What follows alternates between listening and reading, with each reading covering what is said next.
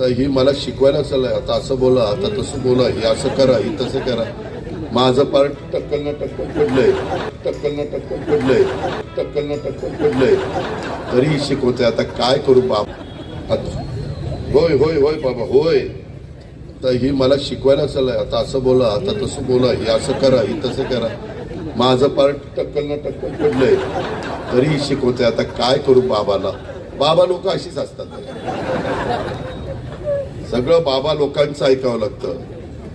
कुठल्या बाबा लोकांचा तुम्ही विचार करा. मित्रांनो, यामध्ये मला तुम्हाला सगळ्यांना सांगायचं आहे की मधी दिलीपराव मोहिते पाटलांनी माझ्या मागे लागून हुतात्मा राजगुरुनगर स्मारकाकरता 259 कोटी रुपये मंजूर करून घेतले. 104 कोटी रुपये आम्ही दिले.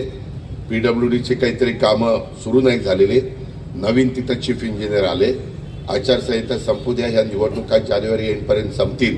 महानगरपालिका, जिल्हा परिषद, तालुका पंचायत, नगरपालिका, कारण सुप्रीम कोर्टाने सांगितलेलं आहे 31 जानेवारीपर्यंत हे सगळं संपवा.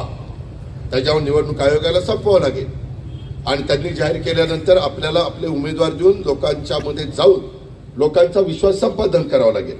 म्हणून उर्वरित कामं जलद गतीनं करण्याच्या करता पण मी त्यामध्ये लक्ष घालीन. किरण पण त्याच्यामध्ये पाठपुरावा करेल.